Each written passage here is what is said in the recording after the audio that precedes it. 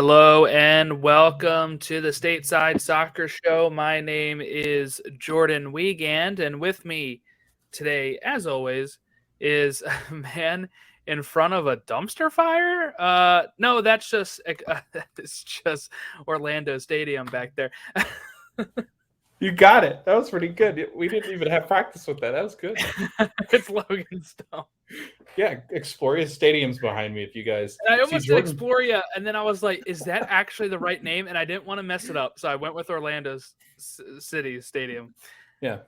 So Jordan's in Subaru Park, so I thought I'd put myself in Exploria. So I'm in the Sub before it was called the Sub. My background still says Talon Energy Stadium.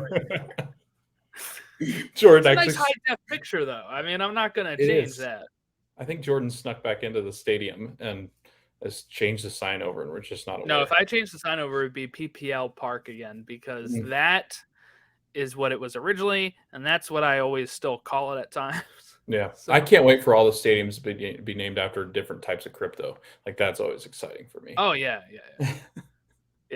Well, you know what? In lieu of that as well, we had the news today that the NWSL had a crypto crash with one of their main sponsors and partners is a cryptocurrency platform, Voyager Digital. And they filed for bankruptcy, and apparently the NWSL told some of its players it could be out money. Now, the NWSL Players Association was saying that they won't be out money. Or, no, they worded it very strangely. They said they won't be out paychecks. So I'm assuming this is some sort of... It's hard to find. It was kind of breaking news, but I think what it is more of the case of some sort of sponsorship contingency thing. I don't know, but they're not going to get affected paycheck-wise, but it might still hurt their pockets a bit, and that's why you don't get in bed with cryptocurrency. Especially right now. I mean, I feel like anybody right now is sitting on their hands going, oh no, this could go really poorly. Just because... Oh, can we hit an ad break real quick? Yeah, go ahead. All right. This is brought to you by Crypto.com. Yeah, you can get all your NFTs on Crypto.com. Thank you. All right. Anyway, as we were saying, I was like, did we get sponsored by crypto? And now we're just out here just slandering cryptocurrency. Like Elon Musk is like slamming his head against the computer right now just because he's ready to buy it all. So it's like, no, it's like one of those things where if I was sitting here like, gambling is not great for the game. All right, Logan, let's hit that ad break real quick. You can go onto DraftKings and use promo code. So, Jordan, we can pretty much say that we're never going to get sponsored by cryptocurrencies. Oh, no, I would never accept that. They could offer me $2 million. I would never do it. One, because it's probably going to be $2 million crypto dollars, right? So that's worthless. But I don't know. I just feel like I don't want to peddle anything, you know? Yeah, no, I get that. Like, I will say the ones that I do like, though, I like I would totally do Body Armor just because I swear by Body Armor. It's so good. Like the drink, I was like, I would totally do it. And fun thing, the guy that founded Body Armor, his kid actually went to my school at one point. So, oh, really? Yeah, that's fun. I've never had one. They're good. They're. I think they taste a lot better than Gatorade and Powerade. Because I was never a big Gatorade fan or Powerade fan, but I like Gatorade. These are better than those, I think. You have to try it. Yeah, I don't know. Geez. You know, when we talk about sponsorships that we don't have, you know, yeah, it would be it'd have to be something I actually use or something I actually like. I don't think I would like. I don't gamble on sports, so I could never do like a DraftKings. If PlayStation wants to reach out, then it could reach out to us. If PlayStation wants to reach out to us, yes, we would Sony. gladly. If you want to. We're so off track already, but yeah, you know, fine. It's funny, Logan. People will probably, you know, when we introed you with the dumpster fire behind you, they're probably like, "That's a weird week to do this bit," right? Because they just smashed New York Red Bulls 5-1 to get to an Open Cup final that's going to be at Exploria. That's probably only going to have 7,000 fans there. But if that. it's, this they played against DC. They were up 1-0 until 90 some minutes, right? Or 80 some minutes. And then it goes 2 quick goals to DC's way. There you go, in front of Real Exploria now. There you Nice go. sunset behind you. But overall, what are your thoughts? Is it a they're gonna have a what I wanted to start off with here this week is the Open Cup because it happened midweek. Mm-hmm. Job done, right? To Yeah. the final for Orlando and Sac Republic beating SKC in penalty shootout is amazing. I think most people, even probably including yourself, are rooting for Sac Republic. But if you're looking at the overall Orlando season and you get this cup final, yes, you lose to DC, who's bottom of the East, like a couple days later. But I guess where would that fall on the scale of the week? Like this week overall, is it more exciting that you're in the final, even though you just lost to DC, or is it still kind of like a dumpster fire of a season so far? I'm assuming, let's say Orlando wins this thing. That's got to be a good season, right? That's like their first trophy. Yeah, like I think with where this franchise has been, and there are a lot of people on Orlando City Twitter just because I don't jump on that spaces. I'm not Matt, but I refuse. But I do feel that if you win the U.S. Open Cup, Also, we'll be having a Twitter space. I'm just kidding. Yeah, so we'll be actually jumping on Twitter for Twitter Spaces later. That's going to be the running trend. But yeah, I think jumping to kind of like the U.S. Open final, if we win that, then yes, I think it is a successful season because Oscar Pereira has brought us our first cup and first silverware as an MLS club, and I think that's what it's all about, right? You want some kind of silverware. I think it's positive momentum as well going into next season.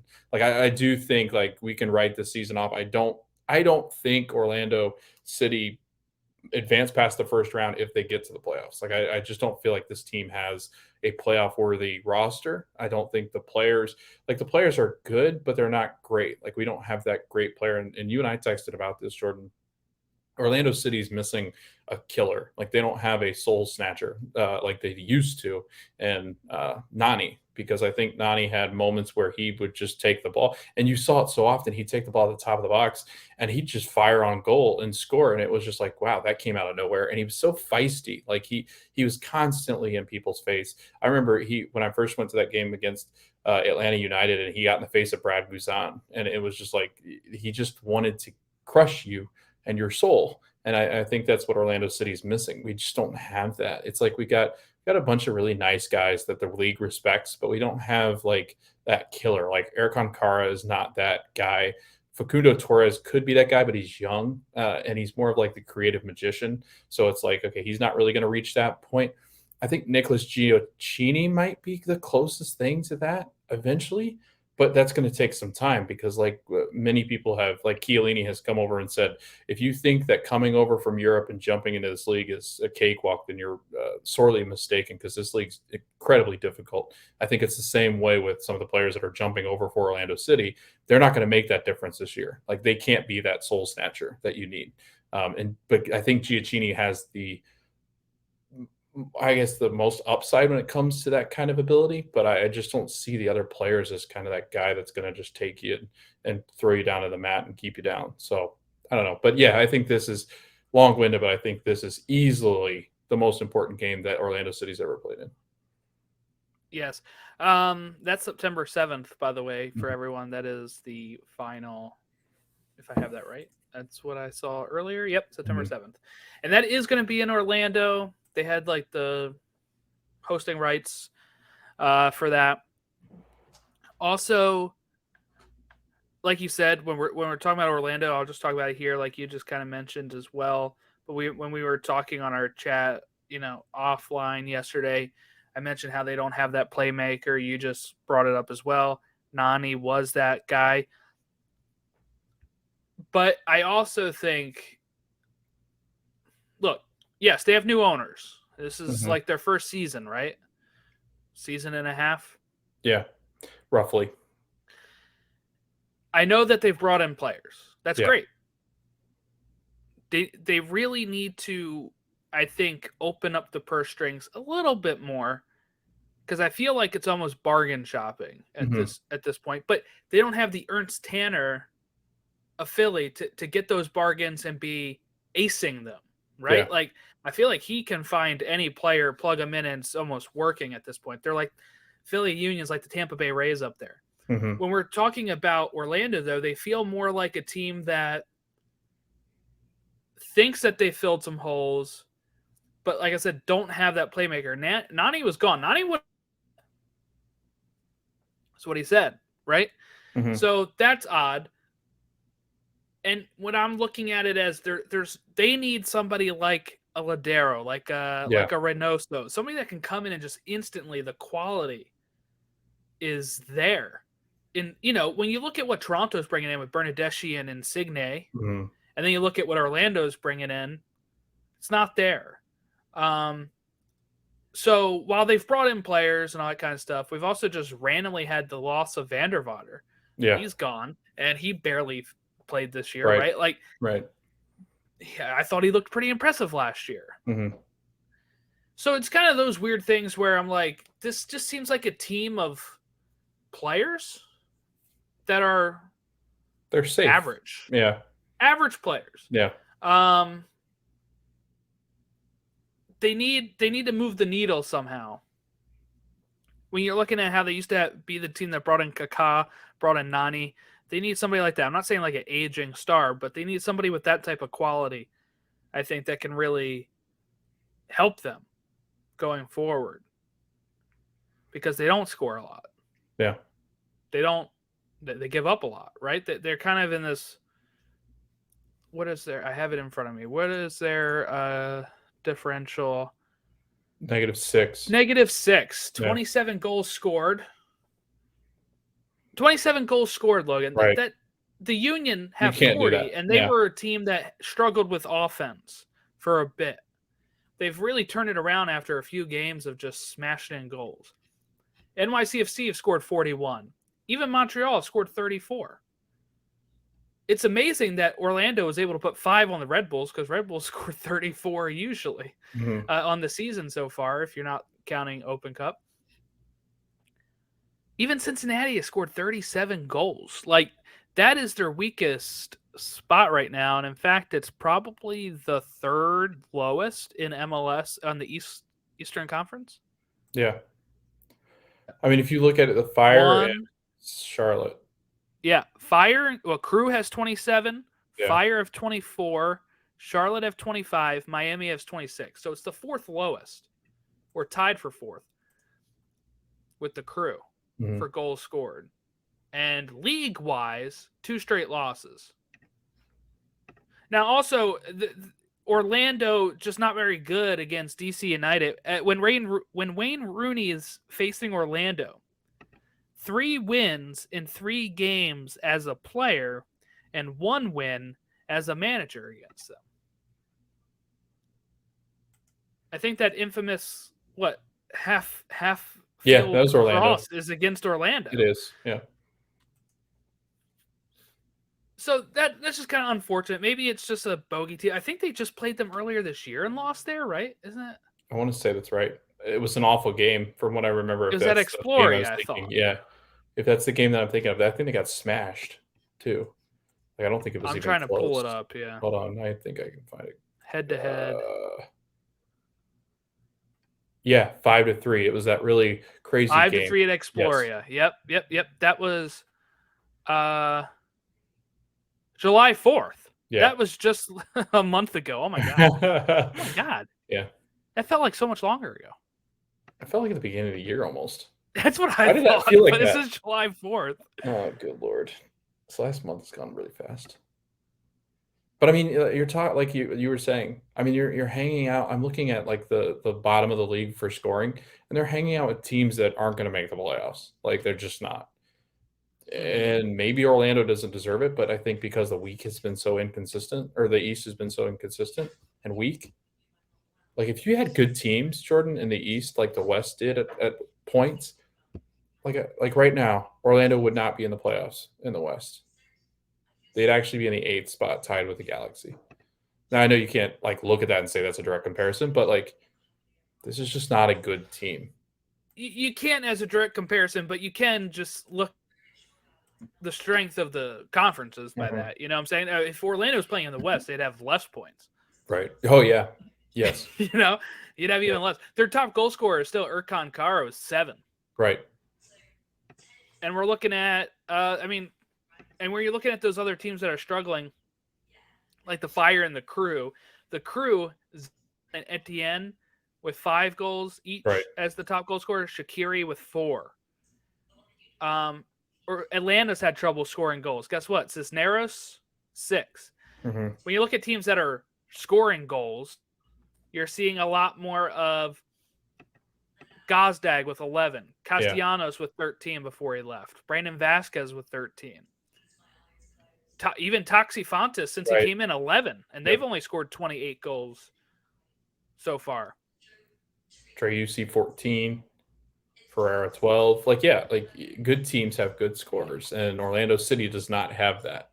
And it may not even be a striker issue; it might be a creation issue. Like It is. They don't create in the box. They're like the right, last. They're last in the league in creations in the final third.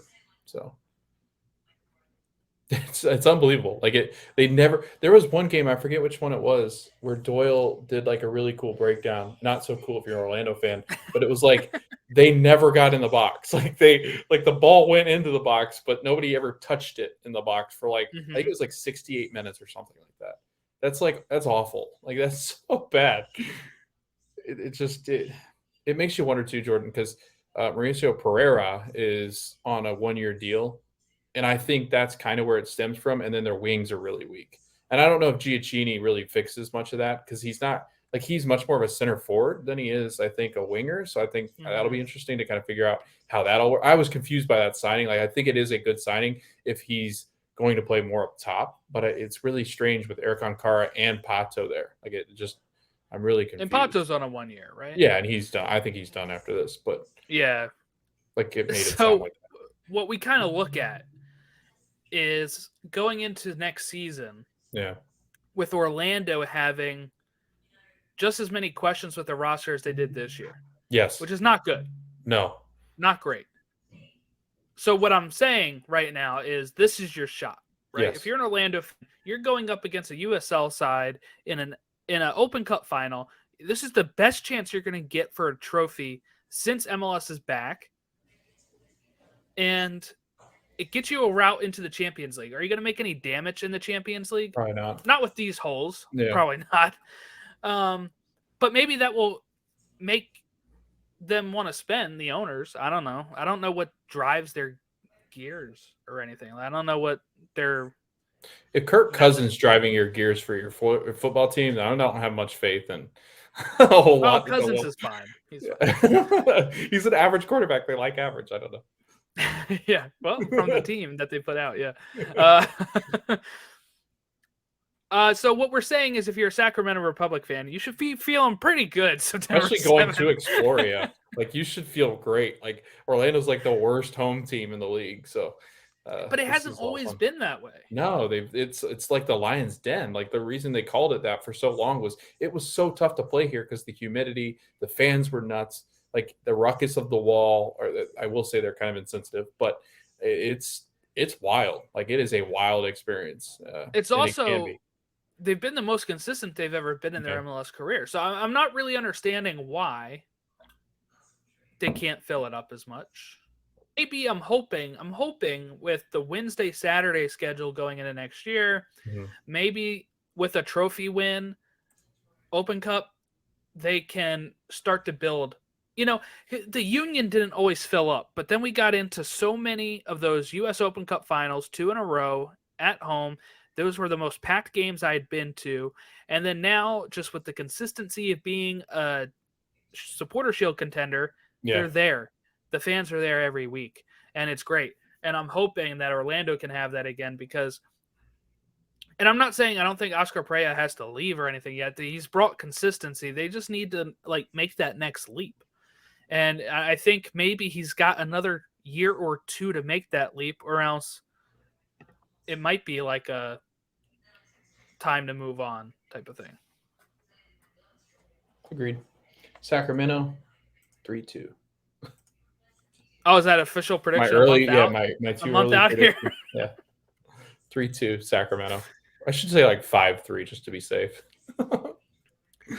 We also had another cup competition that happened midweek as well. Vancouver versus Toronto for the Canadian Championship, Logan. Yeah. And this one was actually, you know how I said it was on One Soccer for Canada? Yeah. This was on Fox Soccer Plus on YouTube TV. So I got to watch a bit of this. Yeah. And it was, I got to see the Brian White goal 19 minutes in for Vancouver. Then I fell asleep because it was late, taking place in Vancouver time zone. Toronto scored with McNulton in the 75th minute. And then it goes to penalties where Vancouver makes their 5. Toronto makes 3 of their 4 with Jonathan Osorio missing. Bernadeschi making it. Ackman putting it away for Vancouver. And that was it. Vancouver somehow wins the Canadian Championship with a team from Toronto that is so stacked right now, but weren't in good form before this. So it's not really, I don't think, that much of a surprise. Vancouver's in 10th in the West. Toronto's in 13 of the East. So Vancouver is actually 4 points better than Toronto right now as well. But you would think, okay, well, they brought in all those stars. Bernadeschi even played, like, you know, this is going to be a good shot for Toronto to bring home, you know, a trophy. Toronto had 71% of the possession with 18 shots to 14 shots for Vancouver. But it goes to penalties, and Vancouver wins, which means they are going to be getting into the Champions League. We're not going to be able to watch this Toronto all-star team get into the Champions League. But some big news came out about this, that Toronto was not making themselves available for press afterwards. And that was a big deal. You know, some people were saying, well, MLS should fine them. Of course, MLS would not fine them. MLS is not a part of the Canadian Soccer Association. So that's not going to be something that happens. Ban Canada from the World Cup. Come on, MLS. What are you doing? All right, we get 3 more host cities. All right, Baltimore. Here we go. Orlando. So that was the thing that I saw going around, and I get it. Apparently, what happened was, I guess it's Bob Bradley's brother who works for their team. It's like Jeff Bradley. Who's also bald, so it looked like. Wow, they just breed bald people there. So it looks like if he's not related to him, then he looks a lot like him. They only hire bald white men. Jeff is a sports journalist. Okay, yeah, so he works for Toronto now. But it is his brother. Like, yes, he is. Okay. Yep, I confirmed it. So Jeff Bradley works for like their, I guess, press team, or he does something in the office there. Nice. And apparently the Canadian Championship thing only has like that press, like had it set up for just press for the winner. So that is why the loser didn't have press about it. It was not a team decision. But what Jeff Bradley put on Twitter was that he apologizes. He should have found some way to get these people out in front of the press because they were willing to do so. So who knows? Is it spin? Is it not? I would think that it's just a Canadian champion. Not thinking Bob Bradley is like, I'm not talking to anyone. You know, like he's lost bigger games. He's not Bruce Arena, okay? He's lost way bigger games than that. Yeah. I'm not so sure. So I think it's a little, you know, whatever. The dude went out in the front of a Swansea crowd that was like a mob scene that wanted to kill him. And I doubt like the Canadian Championship was a thing that he was like. And I could totally see Michael does not strike me. Michael seems so professional in what he does that I could have seen Michael even going, hey, this isn't right. Why aren't we talking to people? So And Michael and them have, had to come out for when we didn't right, qualify. This is, again, not the biggest game on their no, stage. So this is not something I think they would be hiding from. I think it's fine. And if it really is part of the Canadian Soccer Association's fault for, only having guaranteed press for the winner, hmm Toronto probably thought they were going to be the winner. yeah, All right. So Vancouver is your Canadian champion. All right. So the goals from the Orlando game, by the way, were all like most of them in the second half. hmm I think New York took the lead in the 45th plus one, and then Arajo 45th plus four, and then it was 47th, 62, 75th, 83. And that's all she wrote for Orlando, who the stats came out to 60% possession for Orlando to 40% for New York. New York had 18 shots to Orlando's 14, but Orlando had 9 shots on goal out of 3 for Red Bulls. Sac Republic beat SKC in penalty shootouts. It's a 0-0 game. They go to the shootouts. Graham Zuzi misses the last penalty, and that was all she wrote for SKC.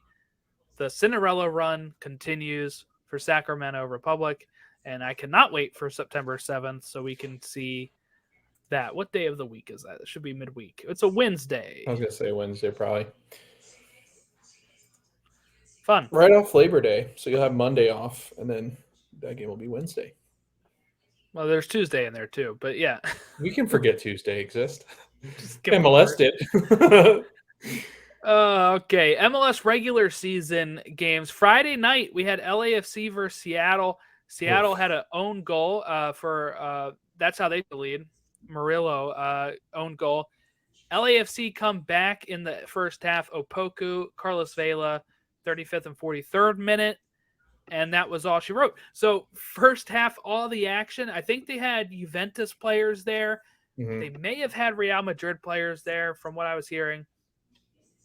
Pretty cool that they were all chilling at LAFC's game. 22,000 people there to see LAFC beat Seattle on a Friday night.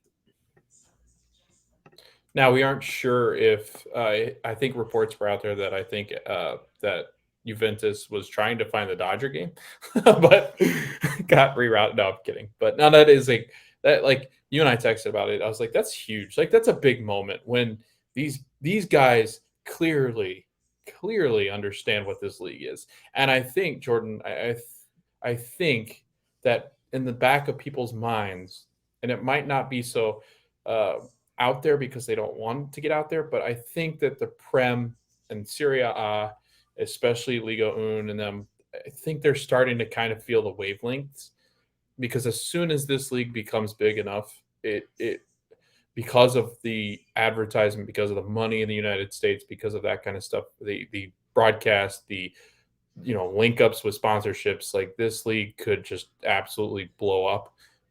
So I mean, I think a lot of the world knows that. So I think it's cool. It's a cool spectacle to kind of see it in its early stages. And you got to see it way when it was like a baby and trying to figure out like if a all-star game would be cool if they did like free throws or something. But I think this is easily a big moment for the U.S. And MLS. So Yes, I agree. It's just fun seeing big stars playing in this league, and it's also fun just watching them on their vacation coming over and yeah, watching some games. Mbappe, Yes, the world's Mbappe biggest athlete, just it's like, taking in good a lord. game. It's awesome. It's awesome. I think Messi one time when he was over here went to like a Miami game or whatever. Like that's fun. Like And he'll they play like here. they Yeah, like soccer. They're if you're it's like the same thing if we were to go overseas and be like, oh, what game is going on right now that we can right. get tickets to? Like they're over here and they're like, hey, let's watch some games because it's regular season games. It's not preseason, so they're hmm actually seeing like meaningful games here. Minnesota and Portland. This is on Saturday. Go to a 4-4 draw. This was a crazy game. Yeah. Blanco in the first minute, 1-0 Portland. 17 seconds in, by the way. 9 minutes in, Fragapane equalizes. Halong Wayne scores in the 21st to make it 2-1 Minnesota. Amaria scores to make it 3-1 Minnesota. Then you had Blanco again in the 50th. Nias Goda in the 53rd, and now it's 3-3. Then you get an own goal from Kamar Lawrence to make it 4-3 Portland, and then Amaria in the 69th minute to make it 4-4. This was like game of the week. And I think I mentioned this, by the way. I did choose the Seattle game, but I said if there's another game, Yeah. this is like the only nationally televised game on Saturday. Like, check this game out. And it was great. So both these teams have been fighting for spots near the playoffs. Portland's in 7th, Minnesota's still in 3rd. Just fun to have them play against each other. Both of them still haven't lost in their last 5 games, which are the only team in the West to have not lost in their last 5 games. So they got to keep that going with that draw. Bad result for Minnesota, I would say. You're at home. You had a 3-1 lead. You give that up to finish 4-4 with Portland. That's got to sting a little bit, don't you think?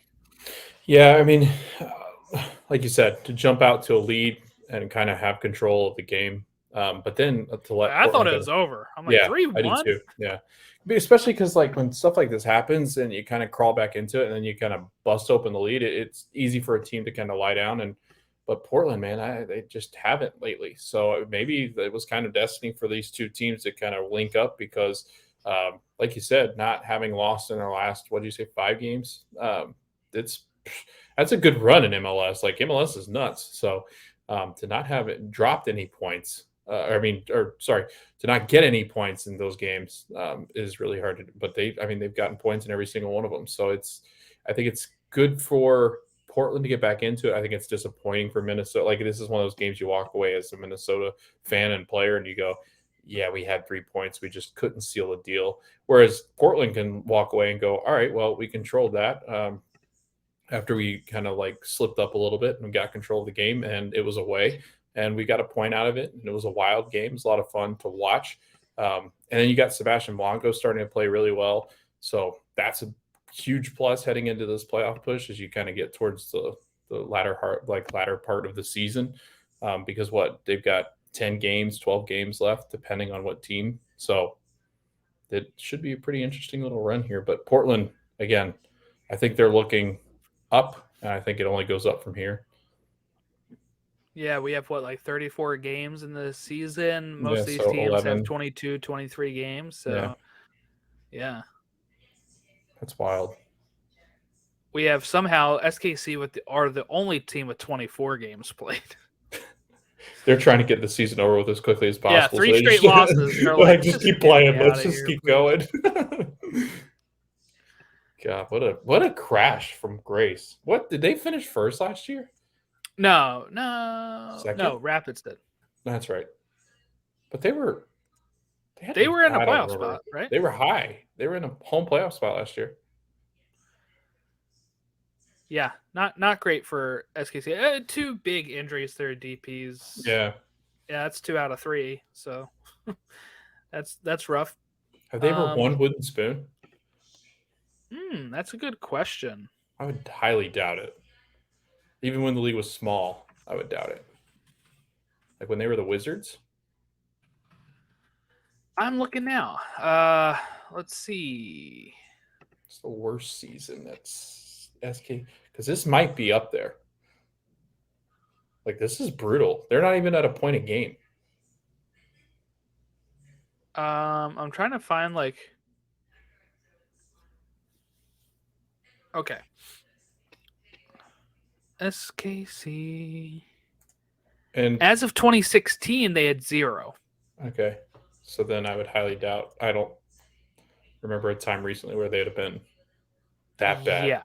I definitely want to see like this is the tough thing about it, right? There's a lot of I would say people that actually track the wooden spoon enough to. Here you go. I'm on FB Ref. I can just kind of go back through the season. So I'm back to 2019. They haven't. 2019. Well, we They know were three not. in a row was Cincy, Ooh, right?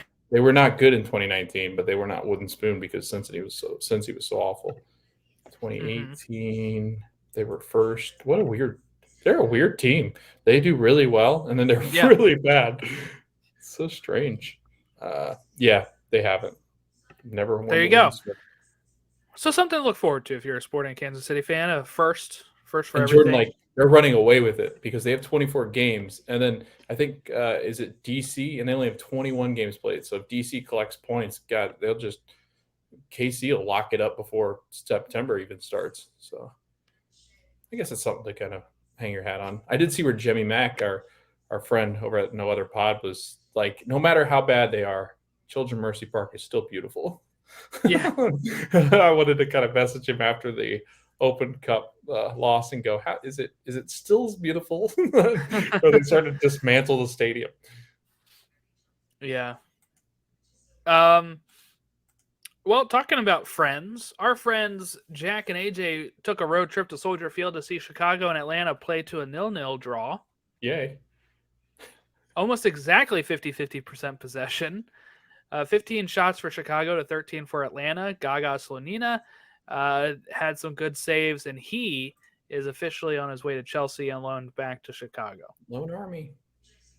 Yeah, Jordan there you loves go. that. Love it. Another 0-0 draw is Montreal and NYCFC in Montreal. Montreal actually had 59% of the possession. The NYCFC is 41, even though they usually like having the ball. 13 shots to 2. Montreal had the edge there, but none of those went in. Another wild result was the Philadelphia Union beating the Houston Dynamos 6-0. Gazdag in the 23rd, McGlynn in the 42nd for his first MLS goal, and it was a free kick. Ura was 45th plus 1. Also had it in the 48th, Carranza in the 55th, and Quinn Sullivan in the 89th. Houston actually had the edge on possession, barely 50.3 to 49.7. 16 shots for Philly to 11 for Houston.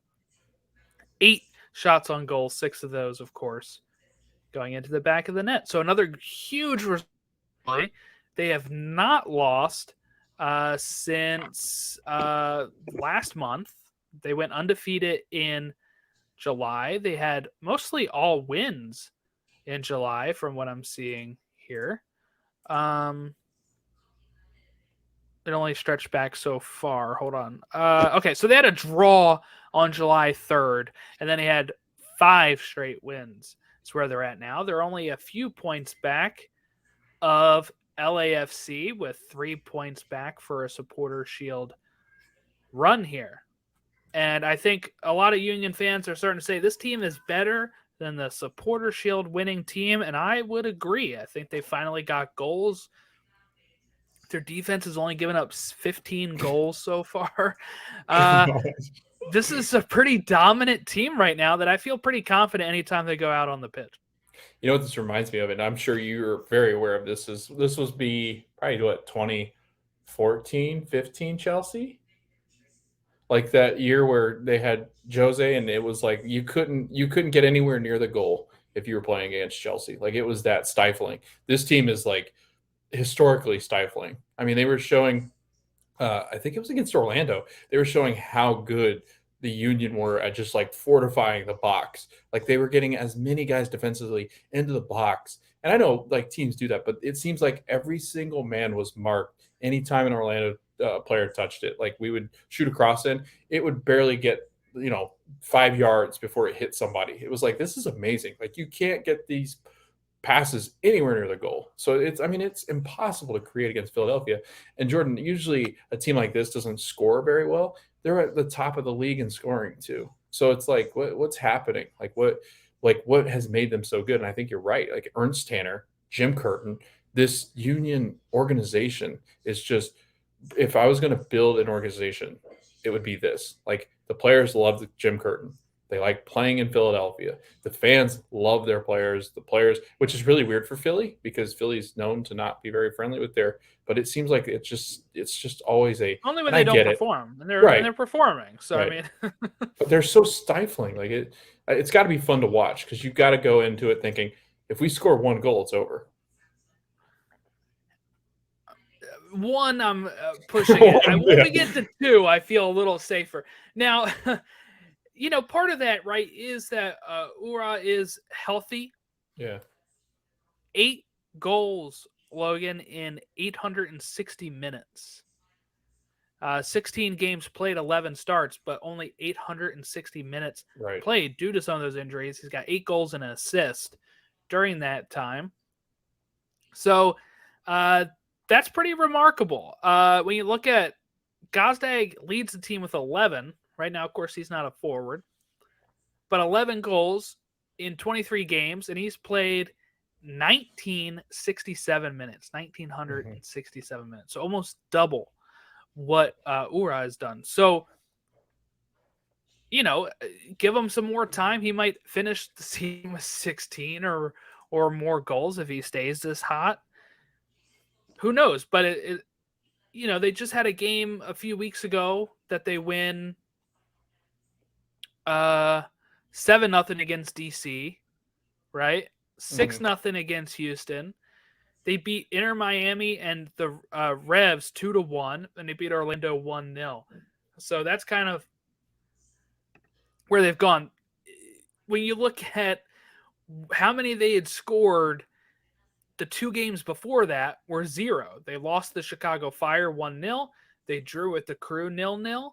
And then since then, they have scored, 13, 15, 17, 18 goals Mm-hmm. in the month of July. You Looking at want the to? rest of their schedule, Yeah. they have a pretty decent schedule to end on. They got Cincy, Chicago, Dallas, DC, Rapids, Atlanta, Red Bulls, Orlando, Atlanta, Charlotte, and Toronto. I mean, their most difficult game during that stretch is probably going to be either Cincy or the Red Bulls. And they could theoretically win most of these other ones and actually have a shot at Supporter Shield. That's pretty nuts. Fun stat. I'm looking at Andre Blake. He in the last 3 years, he's been in the top 10. He's been in the top two the last 3 years in goals against per 90. This year, he's allowing 0.65. And I know it's a lot with the defense, but if you look at it too, his save percentage, he's first this year. He's had to make more saves this year than he's had to make in his past 5 years, and he's actually 85% saves. Like if you look at all of his stats, every single thing, he's in the top 10. Like I'm looking at all of his stuff, and every single one, he's in the top 10 in all of MLS over the last 6 years. And oftentimes you can find him first, second, or third. And save percentages, clean sheets, saves in total. Like it's nuts. And what I would also say with that too is if you're looking at the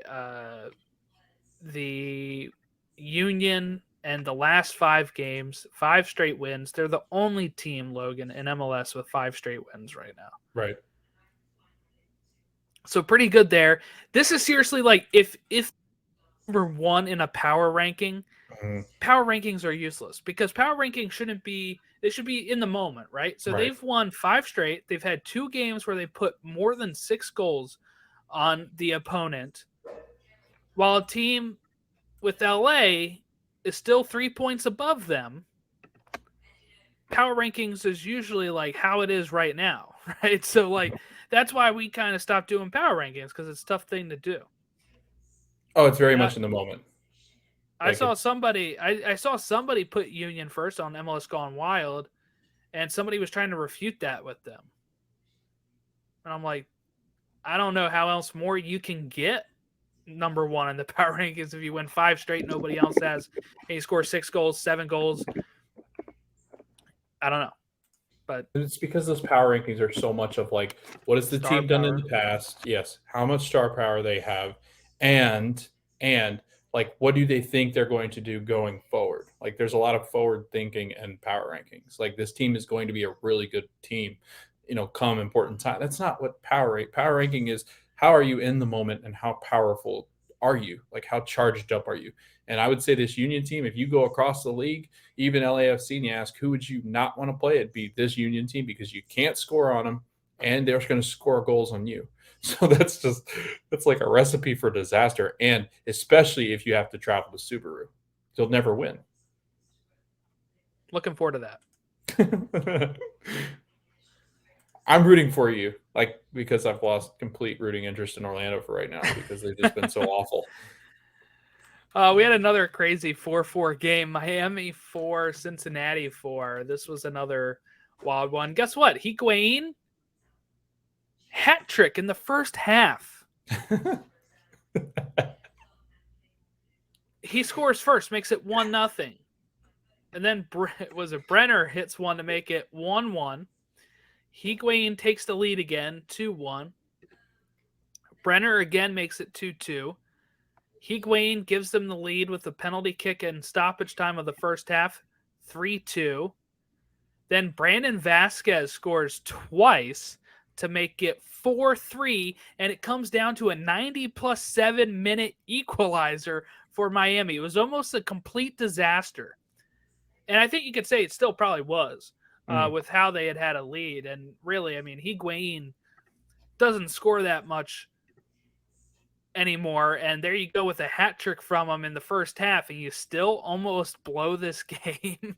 This is insane. They currently sit 11th in the East. They got a -11 goal differential, so still doesn't seem like Phil Neville's idea of just like stop letting up that many goals has worked.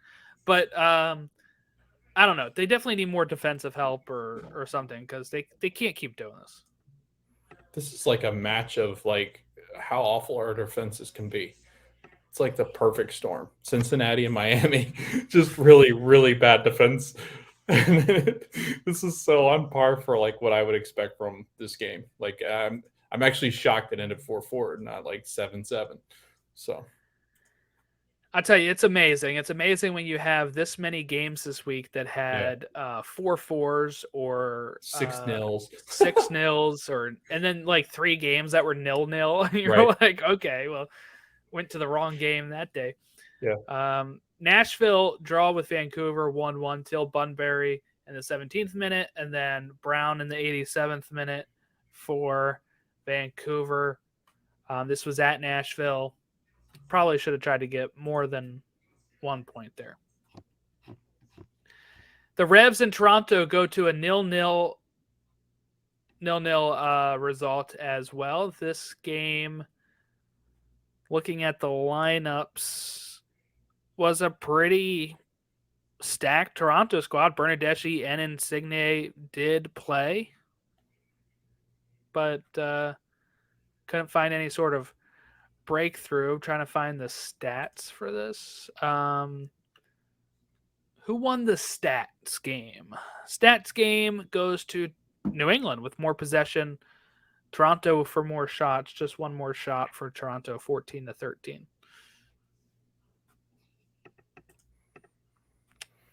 All right, Austin beat Kansas City 2-0. It takes a red card for Kansas City to fall down a man. Austin then scores 2 in one in the 45th plus 1 and 1 in the 90th. So both at the very end of each half. Probably Austin could have done better on this. It's an away game, but you're up a man.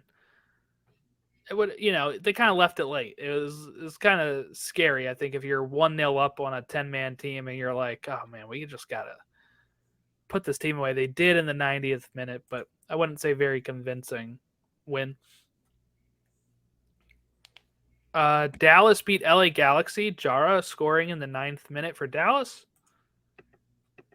Another great draw here. 2-2 result. Quakes Espinoza in the 12th minute penalty kick. Bobasi in the 62nd, Lofelsend for Salt Lake in the 21st, and Savarino in the 90 plus fifth late equalizer for RSL. Charlotte and Columbus was abandoned sometime during the middle of this game due to weather, I think it was. That's sad. They're probably really lonely. And then DC United. Junior Urso scored for Orlando in the 9th minute, then Durkin in the 90 plus 1, and Fountas in the 90 plus 5 for DC United to win it at Audi Field for Wayne Rooney's first game on the touchline. The Rooney effect. It's happening, man. It is. So standings currently leave us with Union in first of the East with 45 points, NYCFC 42, Montreal in third with 36, Red Bulls in fourth with 36. Those are your home playoff spots. 6 points under that is Orlando in fifth with 30, the Crew in sixth with 30, and FC Cincinnati in seventh with 29. Those are your playoff spots. The Fire in eighth with 27 points, New England in ninth with 27, Charlotte in 10th with 26, Inter Miami in 11th with 26, Atlanta United in 12th with 25, Toronto in 13th with 23, and DC United in 14th with 21 points. Anything about the East? I think we're starting to get that separation from fourth place up. Yeah, I mean, I think, and honestly, I mean, I'm looking at it and going, I'm not really sure that any of the 5 through 7 teams that could get to the 5 through 7 spots can really contend with a lot of these teams in the playoffs right now. If the playoffs started today, I just don't see these, teams playing against the first 4 in a home match and beating them. Like, I just don't see it. Like, these teams are far and way better. And I think, a home field advantage playoff game, like, you're going to see those 3 teams, NYCFC, Montreal, and Red Bull, advance into the next round to meet up with the Union. Like, I just don't see the Crew or Orlando, and especially Cincinnati, because their defensive woes, keeping up with the big clubs. Like, that sounds awful, but like, the teams at the top, not big clubs. That's the wrong league, but I can see Montreal slipping. yeah. If it ended like this, I could see Montreal losing to whoever they would face. They got a 0 goal differential, and it looks like they would probably face off against like the Crew or something. Yeah. Crew with +5. I could see that. But yeah, I mean, otherwise it's going to be, I mean, anything can happen in MLS playoffs, but it's tough. It's tough to see anything other than like Philly or NYCFC or the Red Bulls go into MLS Cup at this point. Western Conference, we have LAFC in first with 48 points, Austin in second with 44, Minnesota United in third with 35, Dallas in fourth with 35. Those are your home playoff spots. In fifth, RSL with 34. Sixth with Nashville is 32 points. Seventh place, Portland Timbers, 31 points. Those are your playoff spots. The Galaxy in eighth with 30 points. Ninth with 29. Vancouver in 10th with 27. Dynamo in 11th with 25. The Rapids, defending Western Conference champs, are 12th with 24 points. San Jose in 13th with 23. And SKC in 14th with 20. Anything about the West? I got a question for you. Like, what do you think as far as LA Galaxy? Like, what are you thinking as an LA Galaxy fan? You're not that, but put your hat on, pretend you are. What are you thinking as far as the Gal? Like, you're looking across the city and Big Brother's beating the living crap out of you for the last couple of years, and you really just don't spin, one, in the right direction, and two, you just seem to be holding on to like the past too much and really just kind of trying to weather a storm because they didn't buy anybody that was like significant enough to make a difference. They haven't in a long time. They've kind of held on to this like Chicharito is going to fix the world, and it just hasn't happened. Is this year like the final straw, like, for we need a revamped roster, we're just going to blow this thing to shreds and build it and buy a bunch of new players? Or do they just kind of keep this mediocrity up?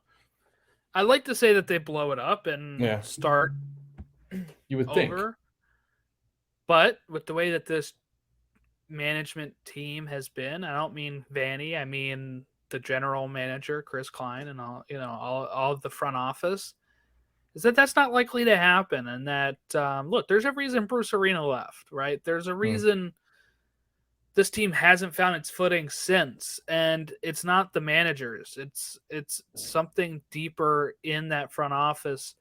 And if I'm a fan, I'm looking at ownership to say, hey, you got to replace some of these guys because the front office is not producing well enough. And now there's rumors of a rebrand for Hmm. them.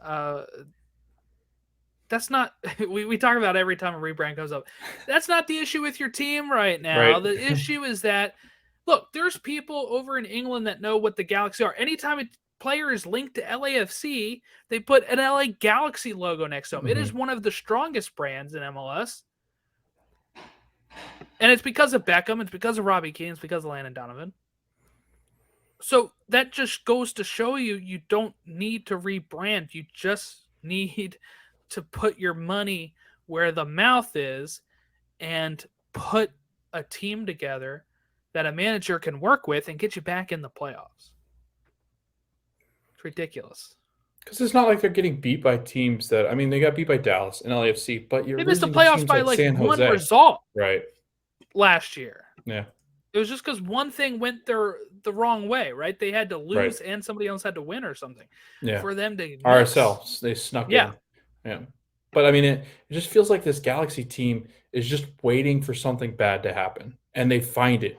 They have found it. They find like they can't score now. It was defense a couple years ago. Now it's like we really just don't have enough going forward, and we don't have like that killer mentality. And it's got to feel awful because I mean, LAFC is just absolutely pummeling you. And it in El Trafico, like I know they're like, oh well, we don't really gauge too much on it what LAFC. Yeah, you do. Like this is clearly one of those little brothers coming up and just beating the living crap out of you. And they've taken the role as the bigger brother. Like I don't see in the next couple of years how LA Galaxy will ever be better than LAFC. Like it just has come into that. And LA Galaxy spent money. Well, the LAFC is spending a freaking boatload of money. So like it just doesn't make sense to me. Like how can you You be have so a complacent? 5 MLS Cup head start. Yeah. That can disappear very quickly Yeah. if LAFC continue to spend the way that they're spending. If they're going to continue bringing in Gareth Bales and Chiellini's, Hmm. that yes, MLS, they're not going to go on 5 straight wins, but Right. in the next decade or so, if you keep going the way you're going and LAFC keep going the way they're going, they can catch up to 5 MLS Cups, no problem. And then you have to wonder, because that's probably their thing, right? It I feel is. like if Oh fans yeah. if fans are talking to each other, it's like, Yes. oh yeah, well we got 5, Right. right? And that can go away very quick. This is not the New York Yankees 27 World No. Series, right? This is No. 5. Yeah. And while it is the most in MLS, Right. LAFC, if they keep putting up what they're doing and they keep having good managers and good players come through, that can disappear real quick. Yeah. And talking to Dave last week, like this is set up for success beyond 2022, beyond 2023. Hell, Gareth Bailey even said, I'm not here, kind of like that. I'm not here for a haircut. Like he's not here just for the year. I think he wants 18 months at least. And who knows? I mean, he's still younger. Like, who knows if he loves it here, what stops him from going, you know what? And more money's going to come with MLS as years go on. Players will make more, and LAFC is going to continue. LAFC has better academy, or like better places for academies. Their training facilities are way better. They're newer. They treat you like royalty when you arrive. It's almost like you look over at the Galaxy at sport, or what is it like? Where do they play? It's not Dignity Park, right? Dignity, yeah. Yeah. You look over at that, and it's not as shiny anymore as LAFC at the bank. So it's like it does. It would seem to me, and especially if you're both LA teams, you don't want to become like the Clippers or the Mets. Like you don't want to become the little brother. Like you just don't. Not in a big city like this, because when it comes down to it, Jordan, people are going to go, all right, so say Ronaldo or Messi want to come over and they say they want to play in LA, they're not going to be looking at the Galaxy. They're going to be looking at LAFC going, they bring in the stars, they pay their stars, and they win. Oh, well, what's not to like about that? Right. Now, of course, they got to jump over the first hurdle and get their Yeah, first MLS get Cup. But yes, they well, might get it this year. they might. All right, let's go ahead and look at the games of the week coming up here. It's time for the Match of the Week preview.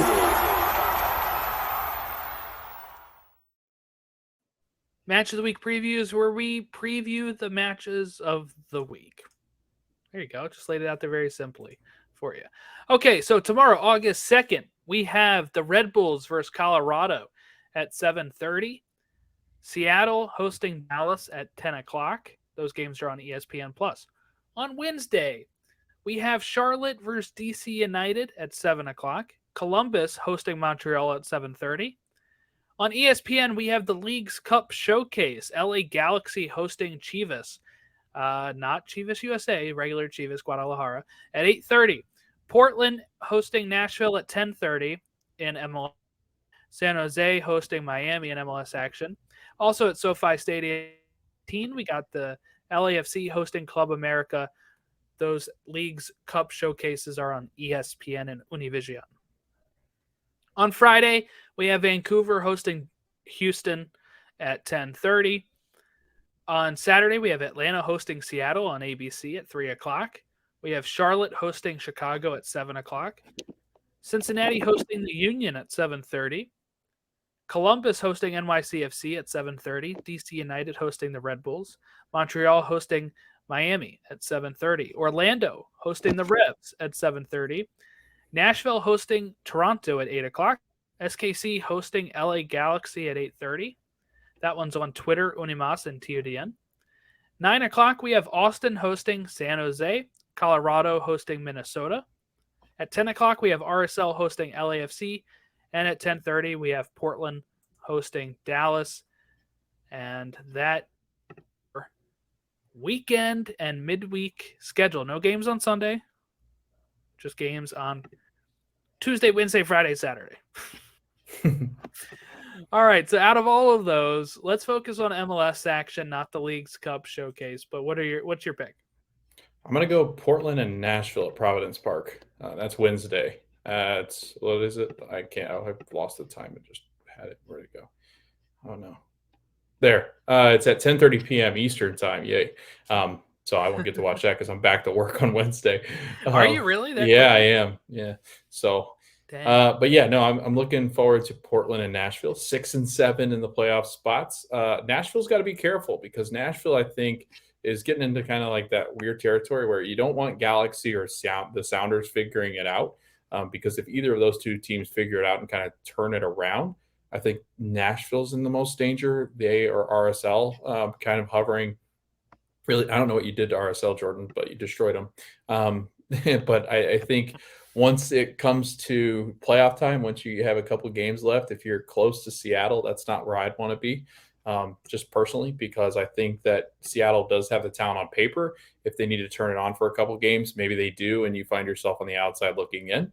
And Nashville hasn't missed a playoff yet. So I don't know. I think it'd be kind of disappointing as a Nashville fan. You join the West. This is your first year in the West, and you get stumbled right out, or you stumble right out of the playoff spot. And I think that could happen here. I mean, Portland's playing really well. Like you said, they haven't lost in 5 games. Now, they're not setting the world on fire necessarily, but they are playing a lot better than they had been. So I'm looking forward to Portland playing. Nish Goda has 9 goals, which I think people knew he had that talent, but it was a matter of could he stay on the pitch and play a whole season. And so far, it's been pretty good for him. He's got the 9 goals in 18 starts and 19 games. So it's been a pretty good season for him. And I think he could just kind of go up from there. Sebastian Blanco's playing really well now, kind of on a little hot streak here. So who knows, man? This Portland Timbers team can kind of sneak up and kind of find its way towards the middle of the pack in the West because they're only, 4 points off of a 4th place Dallas. So again, I'm looking forward to this game. You would think while you were talking that whole time I would have picked my game, but I haven't yet. Manchester City versus West Ham, I think, will be a good one. Oh, yeah, Since yeah. Saturday. I think I have to go with let's go with Cincy and Philadelphia. They have some history there with some of the same players, some of the same coaches. The Union have never lost to Cincinnati. They have 5 wins, 2 draws. They've scored 12 goals, while Cincy have only scored 2. So keep an eye out for a 8-0 result on At least. Now it's going to be like a loss for the Union after it's yeah. But that is Saturday. It's at 7:30. But yeah, I guess that about wraps it up here. Anything else that you didn't get a chance to say? All-Star Game's coming up mid-August here, like not this Wednesday, but I think the following. Yeah. I mean, the playoff push is coming, man. And guess what, Jordan? We're in a new month, which means we're another month closer to the World Cup.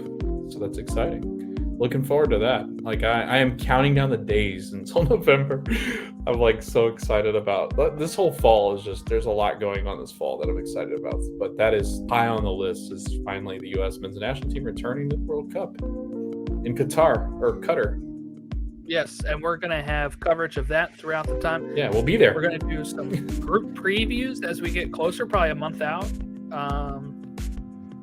Probably a month out from the World Cup or so. Some giveaways. Make sure you're following us on all of our socials, which is at Stateside Show on all of these great socials like TikTok, Instagram, Facebook, email, whatever. But yeah, so that about wraps us up. Thanks everyone for coming out and listening to us today or watching us on YouTube. And have a great rest of your week. Enjoy the MLS action, and we'll see you all next time. I see that the steel curtains moved from Pittsburgh to Philadelphia. Yeah, the curtain's open. I feel like we use that one. It's not open a lot. The steel curtain is not much of a... Yeah, the defensive wall. curtain is closed. Yes. I don't like references to Pittsburgh on this. It's fine. Fly, Eagles, fly. Or that even. I like that.